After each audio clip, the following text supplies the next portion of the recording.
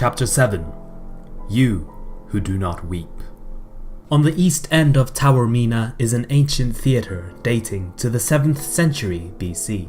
The Teatro Greco, built in the Greek style, with the stage surrounded by a half-circle of seats. Rebuilt by the Romans, they and the Hellenic Empire have long since gone, yet the theatre remains remarkably preserved. Though it is considered a tourist attraction, it is rarely crowded and visitors can enjoy a relaxing stroll through its grounds. Fugo and Murolo were in the Teatro Greco. The rain beat down on the stones. The theatre was deserted. "Well, phooey," Murolo said. "I was hoping to mingle with the tourists and attract less attention on our way into town, but I guess that's not happening. Stupid rain." "We've come this far. No choice but to push on, dangerous or not." "Sometimes you sound careful. Sometimes you sound like you just don't give a damn what happens to you. I'd say you're adaptable, but it's more like you just stop thinking about things once a decision's been reached, even though questioning all your decisions can be a vital survival tool." Or time wasted going in circles. Unless we've learned something new that changes things, the plan we arrived at earlier is still the best one we've got. "That's what I'm talking about, see? You've tracked yourself. You do it, Sheila E does it. You need to be more flexible, willing to change your mind." Murolo spoke like he was bestowing his knowledge, but he had little to back up his opinions. He came across like he just wanted to make himself sound important. He reminded Fugo of the professor who'd upended Fugo's life. "Be careful," Fugo growled. Murolo blinked at him. "Of what?" "You don't want to rub me the wrong way. Once I snap, I have no idea what I'll do." This wasn't a threat. He had a terrible temper, prone to exploding at the slightest provocation. He'd once stabbed Narancia in the cheek with a fork for getting a simple math problem wrong. He'd been tutoring Narancia for some time, and Narancia always got things wrong, but for some reason, that time he lost it. He had no idea why. Murolo pursed his lips. "Geez, you're a piece of work.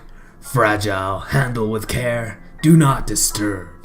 They should hang signs on you, or make you go meditate on a mountain somewhere. For one thing."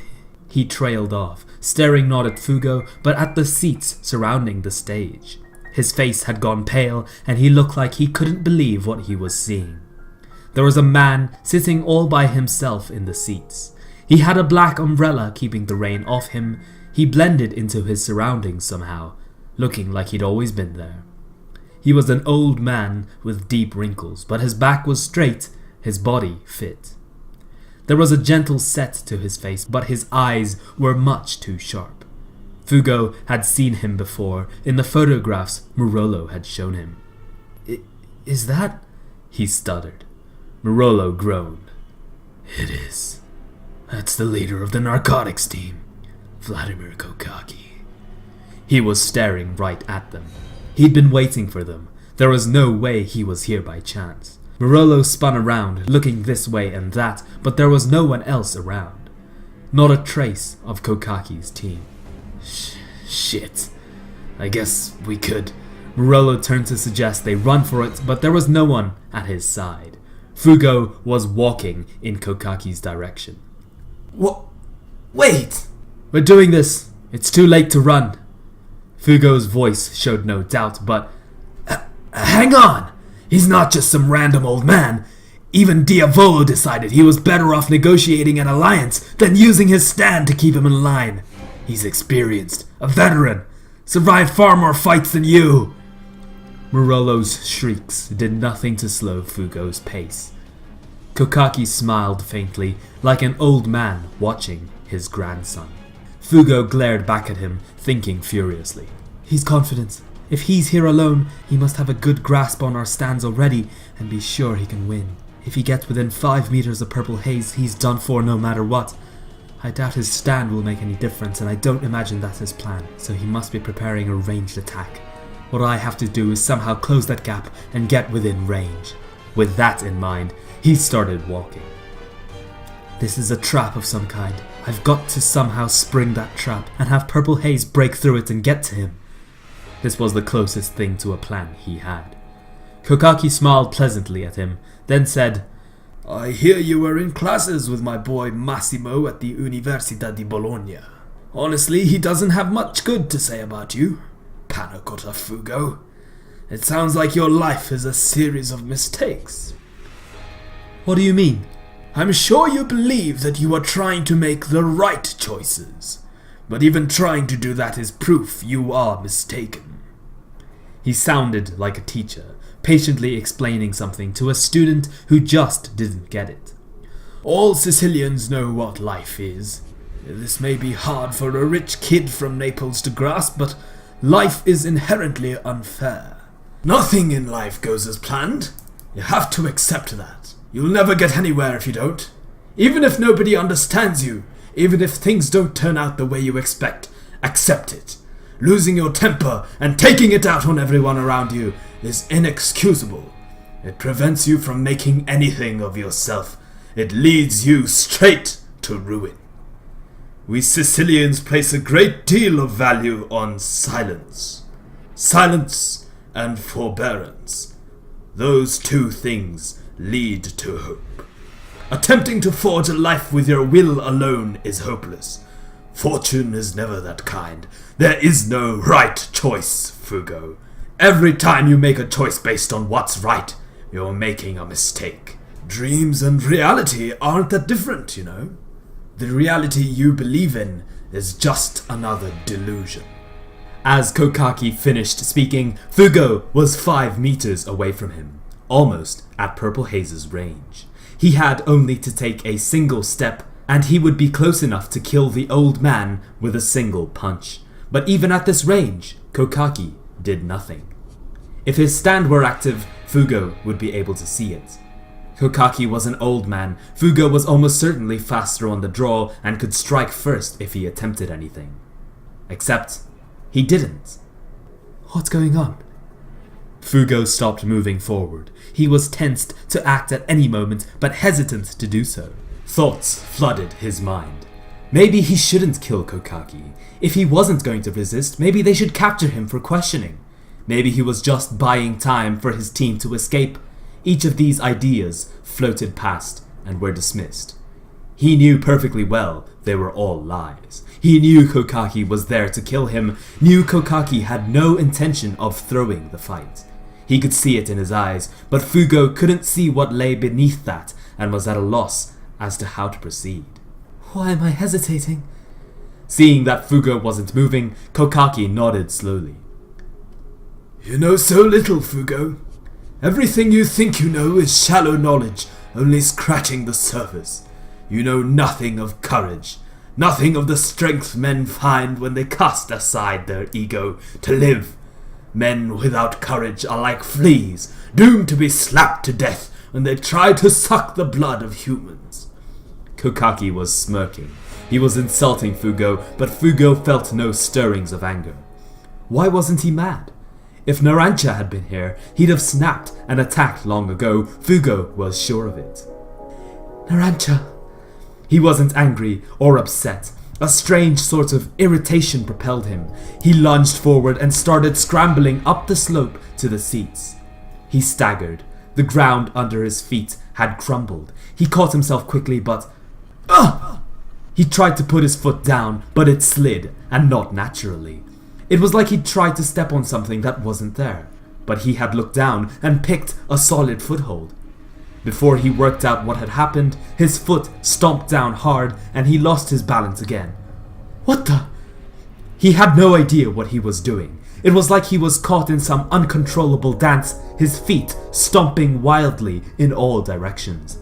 Whoa, this has to be... His whole body felt like it was floating, as if the sensation of that misstep had never ended.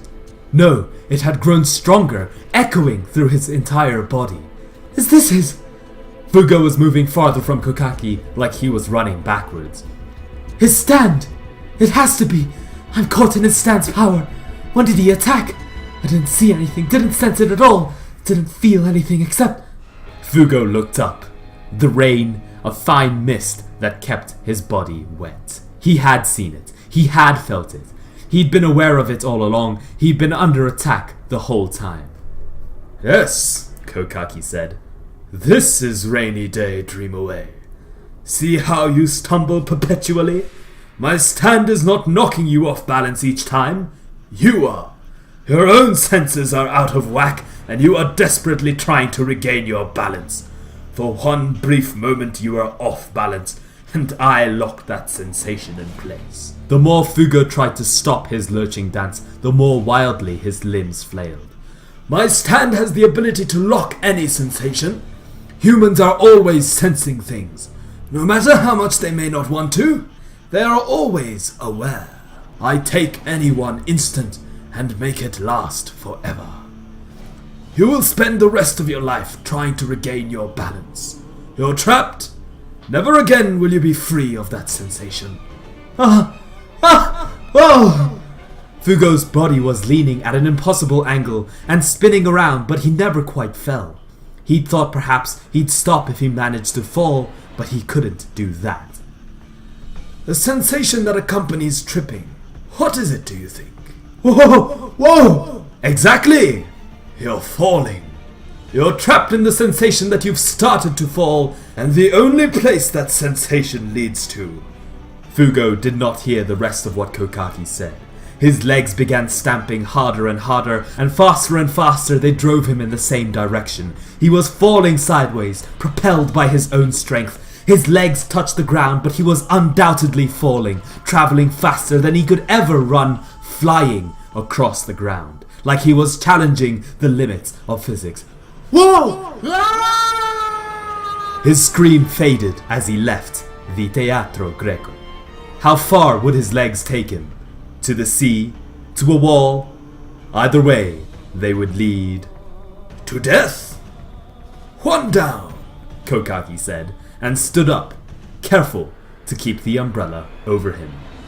Shila-E heard Fugo screaming. Shit! She said, and broke into a run. But the scream was moving away from her faster than she could travel. As she ran, she reached the Teatro Greco. She stopped. An old man was climbing down the crumbling bank under the seats, looking right at her. He'd been expecting her. Kocaqi! She yelped. Morello came running over and hid behind her. What kept you? He shrieked accusingly.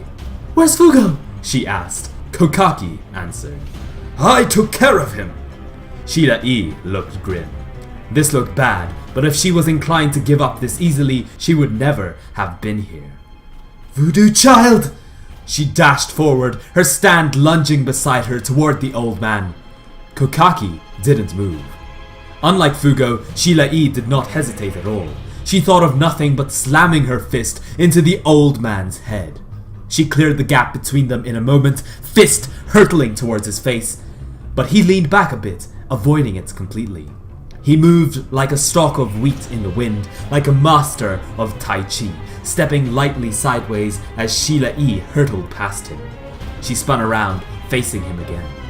Kocaqi had taken no damage from the punch, but when she had blown past him, Voodoo Child's fingernail had just barely scraped the side of his face. It was a tiny wound, like he'd cut himself shaving, but big enough for a pair of lips to form. Small, feminine lips. The lips softly exhaled, then sighed. What's this? Wounds Voodoo Child touches turn into lips, which spill all your secrets. Shila-E pointed right at him. They'll drag up words from the depths of your heart. Words that will drive you mad. I've won! The lips on Kokaki's cheek twitched a few times, then began to speak, but the voice that emerged was not Vladimir Kokaki's. I had a good life, Vladimir. I've been so very, very happy. A bright, happy voice, filled with the pleasure of her experience, the emotion genuine. This was not a voice that could ever be taken as insulting or gossipy. Shila-E looked confused. Kocaqi leaned his head to one side, watching her. I see, he said, utterly calm. Your stand digs up the source of people's guilt, and you use that to rattle them. That's too bad.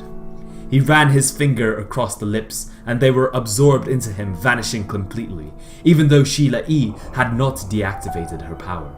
As long as there is guilt in a man's heart, your power can never be removed, right? as long as there is guilt. But I have none. My heart deals only in facts, as it has always done. You can dig up all the voices you want. I hear them all every day.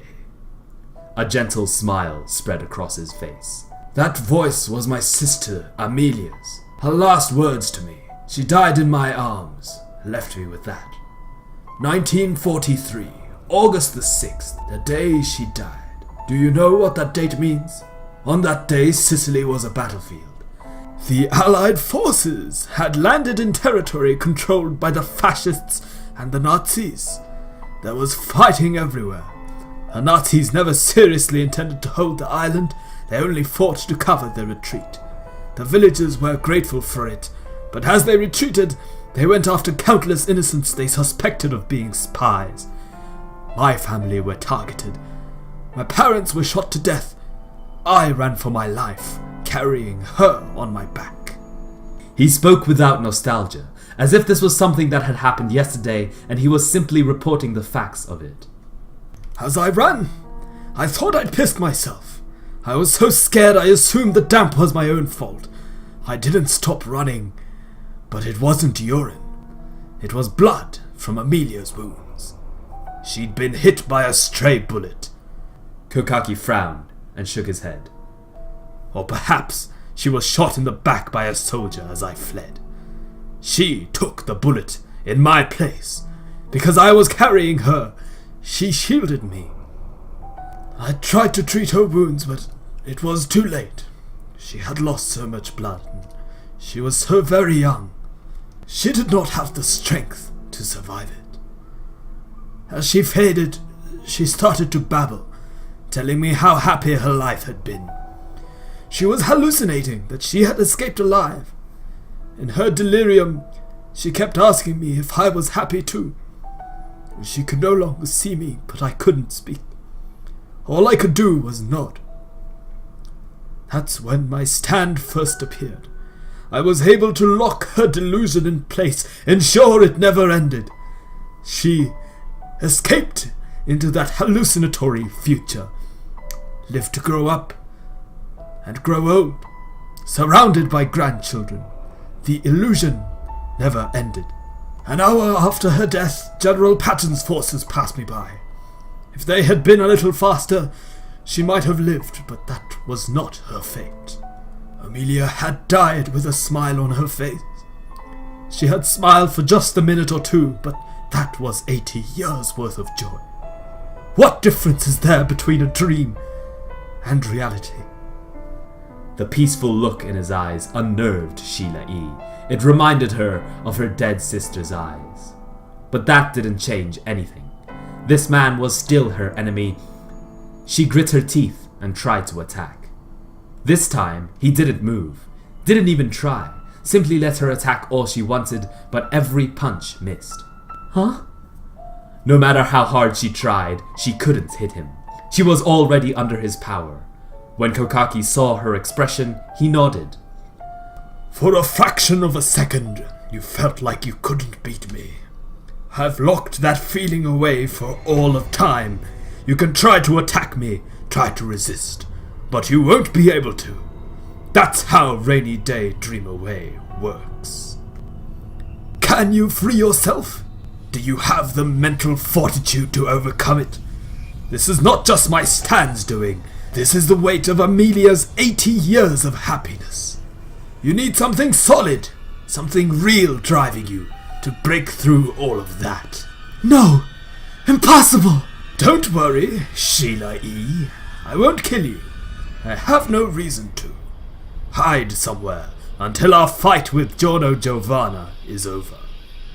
However, Kocaqi turned around. The same does not apply to you, Canolo Murolo. Murolo flinched, cowering. Stand name Rainy Day Dream Away. Owner Vladimir Kocaqi, 70. Destruction E.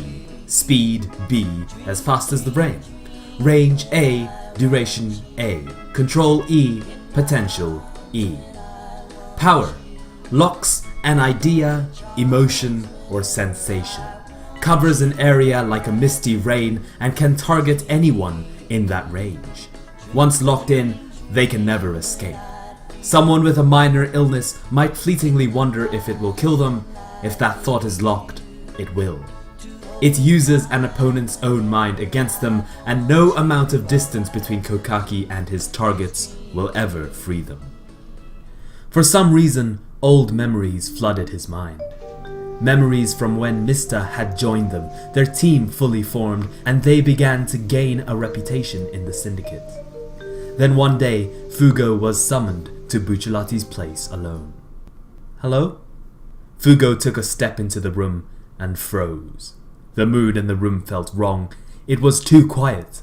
The curtains were closed and it was dark outside, but there were no lights on.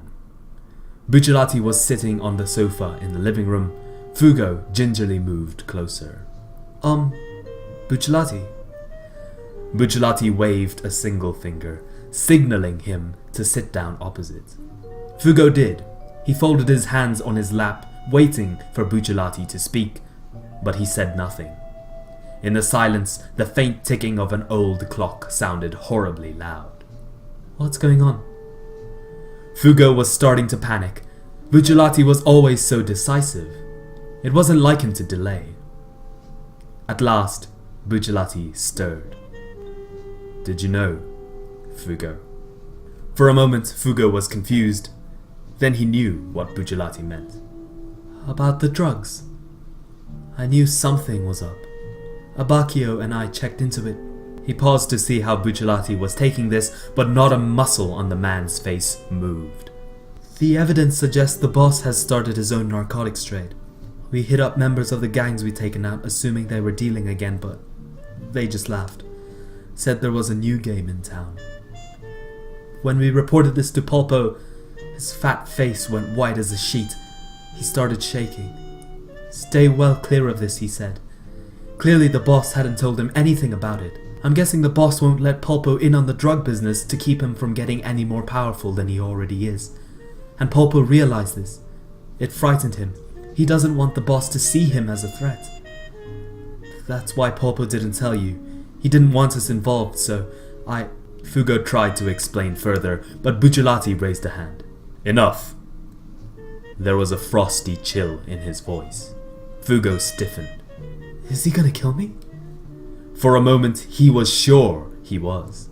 The tension in Bucciolati's voice was the kind you only heard when lives were at stake. But Bucciolati didn't move again. He simply sat, immobile, on his sofa. His face like marble, no trace of emotion, like the face of a porcelain doll. Fugo looked at the wall. There was a net hanging there. It was the fishing net Bucciolati's father had used. It was torn, unusable, but it served as a sign of the vow Bucciolati had made his father. Bucciolati had explained this once. Bucciolati's father died when he accidentally stumbled onto a drug deal and got shot. The wound proved fatal. That's why Bucciolati hates drugs so much. "Fugo," Bucciolati said at last, "put a record on." Fugo stood up. This was their signal. When Bucciolati wanted to be left alone, he would ask his men to put a record on. They were to leave as soon as it started. "Bitches brew?" This was Bucciolati's favorite. But Bucciolati shook his head. "No. Make it elevator to the gallows." Fugo was taken aback. Miles Davis was one of Bucciolati's favorites, but he'd once said he wasn't a fan of that particular album. He pulled the record from the shelf, took it out of its sleeve and placed it on the turntable. He lowered the needle and the melancholy sounds of a trumpet emerged from the speakers. It was an astounding performance, with resonance like grinding teeth as hard as you could, mixed with notes like sighs that never ended in service of a tune that was bewitchingly tragic. Fugo glanced over at Bucciolati and nearly gasped aloud. He had never seen Bucciolati look like that. It was like he was crying, but no tears emerged, like they'd dried up long ago. His lips were dry and colorless, his face pale. All brightness gone from his eyes, as colorless as a bottomless pit. Why was he remembering this now? At the time, Fugo had felt that Bucciolati was suffering but would find the strength to overcome it. He had not been wrong. Bucciolati had continued to solidify his position in the syndicate, getting better and better at dealing with the contradictions involved. He need not have worried. So why was he remembering the look in his eyes? Because he knew. He knew Bucciolati was not okay. The look in his eyes was the look of a man who feels his very soul dying, and it was drugs that made him that way. That face.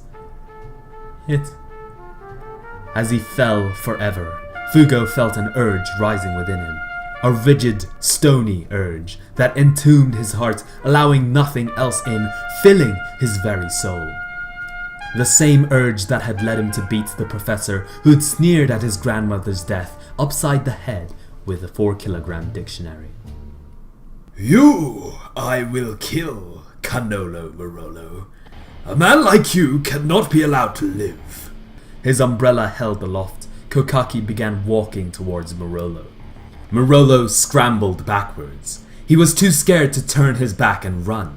Too scared to risk a fatal attack from behind, even if that lowered his chances of escaping at all. You knew, didn't you? You knew Risotto and the assassins were traitors. You set them up to fight Diavolo, and didn't care which of them won. He had almost reached him now.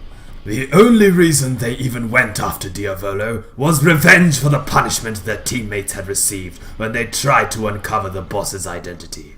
But the one who leaked that information to Sorbet and Gelato in the first place was you, Marolo. I know. No. You put others in danger and do your best to watch from the safety of high ground. Help yourself to a share if you can. Toy with the fortunes of others, but never take responsibility. Men like you twist this world. But your twisted little life is about to end. I'm going to end it for you. He pointed at Marolo's hat. So? You've got your weapon in there, don't you?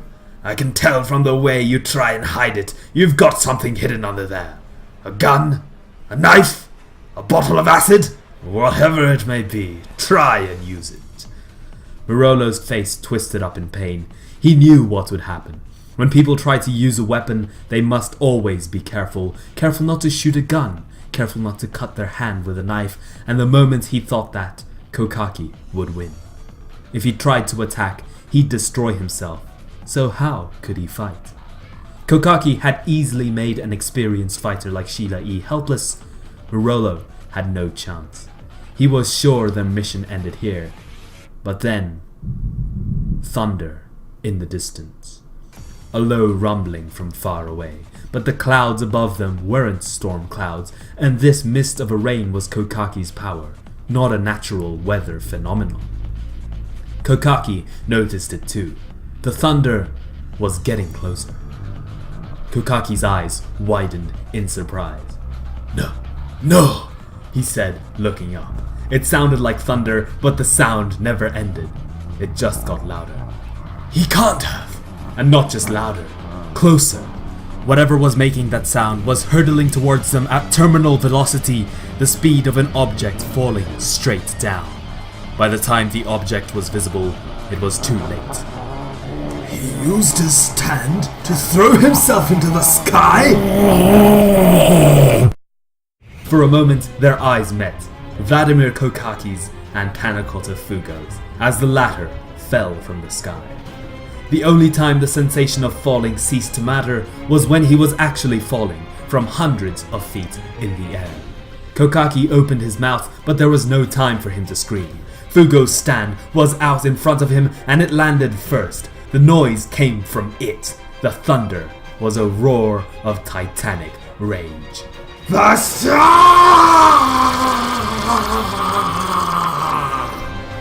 The stand's fist hit Kocaqi, and the virus was released. The old man's brittle neck snapped from the impact of the blow, but the virus didn't care. It infected instantly, incubated, multiplied, and devoured. Feral. The attack exploded, then vanished like a summer squall. One touch from purple haze meant death. This was Panna Cotta Fugo's stand. Sheila E. jumped forward, and Voodoo Child caught Fugo as he fell. He'd made no plans for how to break his fall, and in a suicidal attack had simply thrown himself into the air. So the impact of it staggered her. She stumbled, but found the strength to stay upright. Relieved, she straightened up, and a hand wrapped around her throat. Fugo's hand. He was strangling her like he meant to kill her. Sheila E. started to panic. "Stop! Enough!" Marolo. She looked to him for help, but he shook his head. "Not him. You, Sheila E. Put your stand away. Let go of Fugo now." Sheila E. looked. Voodoo Child was still holding Fugo, arms wrapped so tightly around him his spine could snap at any second. She managed to withdraw her stand, releasing Fugo's body, and he let go of her throat. He stood up without a word, a shadow of something still on his face. No hesitation in his eyes. The look Bucciolati had said marked him as one who could no longer live in their world. Sheila E. glared up at him for a long moment, but then looked away, looking for the enemy he'd just slain. But there was no sign of him anywhere. He'd melted away without a trace. He killed him instantly, with the punch alone. But while the body's life functions continued, the infection spread, every cell in his body rotting and vaporizing. A shiver ran down her spine. He'd saved them, but she couldn't feel grateful. Marolo went over to him and said something, but Sheila E. didn't have the energy to listen. The rain had stopped, and the beautiful Sicilian sky emerged from behind the clouds. But inside, she felt only gloom. Hello everybody, hope you enjoyed that episode. This one's already quite a bit long, so we're going to save all the talking and stuff for a comparatively much shorter episode in the next one, and we're going to do a lot of talking in that one instead. So I'll just keep this short and let you guys just off the hook for listening to this episode all the way through. If you guys did, I'm really grateful. But yeah, if you enjoyed it, then be sure to subscribe for more Purple Haze feedback. Be sure to leave a like and leave your thoughts in the comments, as those are always appreciated. And I will see you in the next episode. Take care, guys.